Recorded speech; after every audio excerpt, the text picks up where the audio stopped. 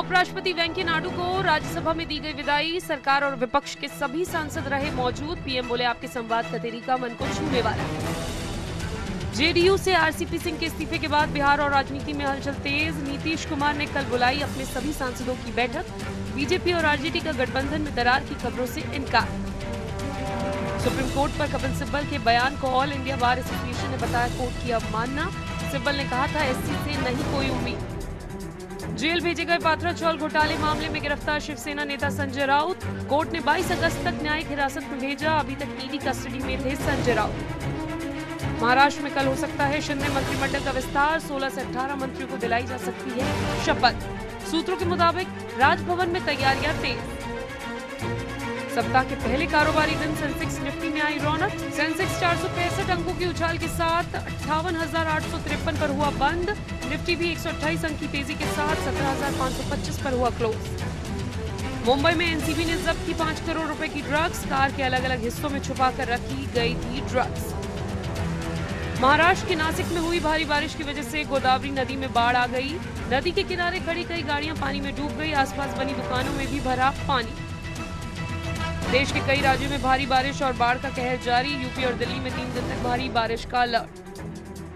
आजादी के अमृत महोत्सव पर देश भर में तिरंगा यात्रा। गुजरात में स्कूली बच्चों ने 1551 फीट के तिरंगा के साथ की यात्रा। असम और तमिलनाडु में भी निकली तिरंगा यात्रा।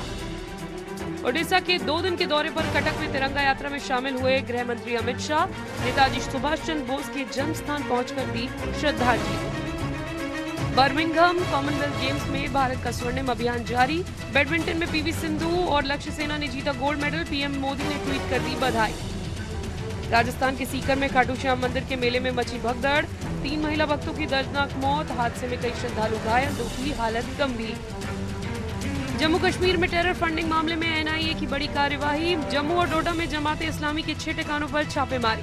आतंकवादियों को हथियार और पैसा पहुंचाने का है मामला। 16 अगस्त तक रिमांड पर भेजा गया दिल्ली के बटला हाउस से गिरफ्तार आईएसआईएस का संदिग्ध आतंकी मोहसिन। गिरफ्तारी पर आप नेता अमानतुल्लाह खान ने उठाए सवाल। बीजेपी का आप पर हमला। पंजाब में गन्ना की फसल का बकाया नहीं मिलने से किसान नाराज। जालंधर लुधियाना नेशनल हाईवे किया बंद। शुगर मिल पर करीब 72 करोड़ रुपए गन्ना की बकाया राशि पेंडिंग।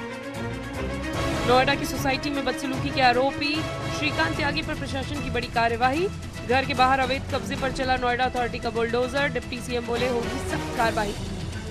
यूपी सरकार के कैबिनेट मंत्री राकेश सचान को जमानत। कानपुर में कोर्ट ने सुनाई है 1 साल की सजा। 1500 रुपए का लगाया जुर्माना। गाजियाबाद में शादी से इनकार करने पर लड़के की गला काटकर हत्या। बैग को शव में रखकर ठिकाने लगाने की फिराक में थी। असम के गुवाहाटी में एक घर में लगी भीषण आग। घंटों की मशक्कत के बाद आग पर काबू पाया गया। आग से भारी नुकसान की आशंका।